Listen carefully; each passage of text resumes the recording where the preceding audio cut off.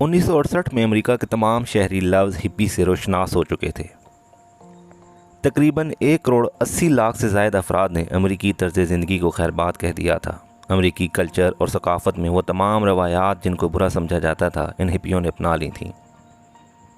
तुलबा, समाजी तहरीकों के रहनुमा और नौजवान सब ने बगावत कर दी और हिप्पी कल्चर को अपना लिया। हत्ता कि वो लोग जो वियतनाम जंग के ख़िलाफ़ थे, जोक दर जोक हिप्पी कल्चर को अपनाने लगे। हिप्पी तहरीक का रूए रवां जेरी रोबन था। उसका कहना था कि अमेरिकी कौम को लंबे बालों से मसला है। आप टीवी लगाएं, अखबार देखें, इश्तिहारों की भरमार होगी। हर कोई ख़ुद को खूबसूरत बनाने का तरीका बताएगा, मगर कोई भी गुर्बत, नस्ली तआस्सुब और पुलिस रिफॉर्म्स पर बात नहीं करता। यानी एक तरह से इस निज़ाम के ख़िलाफ़ हिप्पी कल्चर एक बगावत थी।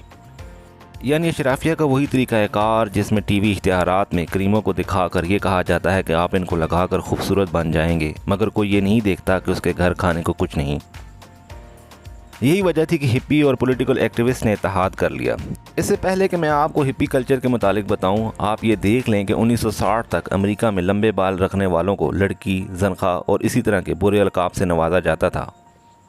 अमेरिकी नौजवान नस्ल कदामत पसंदी से तंग थी। वो ये कहते थे कि नौजवानों को अपनी ज़िंदगी गुजारने का हक़ हासिल है। माँ बाप या ख़ानदान कौन होते हैं जो ये तय करें कि शादी कब करनी है, किससे करनी है, खाना कैसे खाना है, रहना कैसे है, करना क्या है और रहन सहन लिबास का क्या तरीका अख्तियार करना है। मशहूर पॉप स्टार बैंड बीटल को भी हिप्पी तहरीक ने दवाम बख्शा और बीटल का म्यूज़िक नौजवान नस्ल का महबूब म्यूज़िक बन चुका था। और जो लड़के और लड़कियाँ बीटल को कॉपी करते थे, उन्हें बुरी नज़रों से देखा जाता था। दूसरे अल्फाज में, पुरानी नस्ल नई नौजवान अमेरिकी नस्ल को लंबे बालों को एक ख़तरा समझती थी। यहाँ से इब्तदा होती है शदीद बगावत की।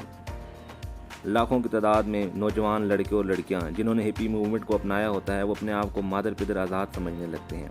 वो तमाम रवायात और इक़दार को टुकराते हैं और एक मोटिव अपनाते हैं कि ज़िंदगी खुशी का नाम है, लिहाजा वो काम जिसे खुशी हासिल हो करना चाहिए, चाहे वो नशा और अशिया का इस्तेमाल हो, जिनसी ताल्लुकात हों, म्यूज़िक डांस पार्टीज़ हों, जंगलों पहाड़ी मकामात पर घूमना फिरना हो। ज़िंदगी का मकसद सिर्फ़ और सिर्फ खुशी हासिल करना है और दुनिया को भूल जाना है। आप अंदाज़ा कर लीजिए कि 1970 में हिप्पी मूवमेंट के अंदर सेक्स को शामिल किया गया, यानी ऐसे जिनसी ताल्लुकात जिससे सिर्फ़ और सिर्फ खुशी हासिल हो। इन ताल्लुकात में किसी किस्म की तमीज़ नहीं थी, कोई भी किसी से ताल्लुक़ कायम कर सकता था। लड़के और लड़कियों के ग्रुप्स नशे में धुत हर वो काम करते थे जिनसे उनको तस्कीन मिलती थी।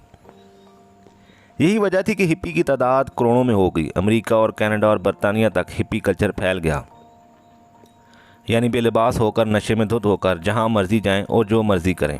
हिप्पियों का मानना था कि सेक्स ज़रूरत है, लिहाजा ये पूरी होनी चाहिए, चाहे जहां से भी हो और जैसे भी हो। उसी वक्त अद्वियात बनाने वाली कंपनियां मैदान में उतरीं। उन्होंने जिनसी तस्कीन को बढ़ाने वाली अद्वियात और उसकात अमल की अद्वियात हिप्पियों में मुतारिफ़ करवा दी और जिनसी बेरा रवि को इंतहा तक पहुँचा दिया। हिप्पियों ने मैरिवाना को सिंबल बना लिया। मैरिवाना का बदेक इस्तेमाल इससे पहले कभी नहीं देखा गया था। टर्म जनरेशन गैप का इस्तेमाल भी उसी वक्त शुरू हुआ। हिप्पियों के नज़दीक उनके वालिदैन कदामत पसंद थे, उन्हें ज़माने की जिद्दत का अंदाज़ा नहीं था।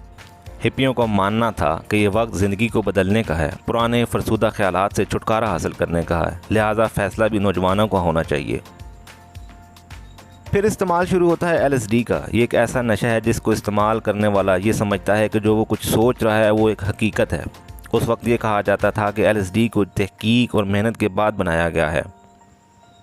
LSD दिमाग को ऐसे माऊफ करती है कि अगर कोई सोचे कि वो आसमान पर उड़ रहा है तो वह ऐसा ही महसूस करता है। देखते ही देखते मैरिवाना के साथ साथ LSD का इस्तेमाल भी हिप्पियों में इंतहा तक पहुँच गया। यहाँ से सवाल शुरू होता है हिप्पी कल्चर का। नशा व अद्वियात के बेतहाशा इस्तेमाल से हिप्पी जराइम की तरफ राग़िब हो गए। नशा की लत पूरी करने के लिए नौजवान लड़के और लड़कियाँ जराइम की तरफ राग़िब हो गए। नौजवान लड़के और लड़कियाँ अपने नशे की लत को पूरा करने के लिए जुर्म करते थे। इससे मुआशरे के अंदर बहुत ज़्यादा जराइम की तादाद बढ़ गई और फिर एक ऐसा वक्त आया कि उन लोगों के पास न रहने के लिए मकान था और न खाने के लिए सामान। हज़ारों लाखों की तादाद में बेघर हिप्पियों ने अपने घरों का रुख करना शुरू कर दिया और जब वो अपने घर को पहुँचे तो वो मुख्तलिफ बीमारियों का शिकार हो चुके थे। इस तरह 1967 में शुरू होने वाली तहरीक लाखों नौजवानों को गुमराह करने के बाद 1975 में ख़त्म हो गई, मगर इस तहरीक के असरात इतने गहरे पड़े कि लोग ये सोचने पर मजबूर हो गए कि वक्त के साथ साथ जिद्दत पसंदी की तरफ जाया जाना चाहिए। यही वजह है कि अमेरिकी मुआशरे में हिप्पी मूवमेंट के बाद इनकलाब आया और रहन सहन का तर्ज मुकम्मल तौर पर बदल गया।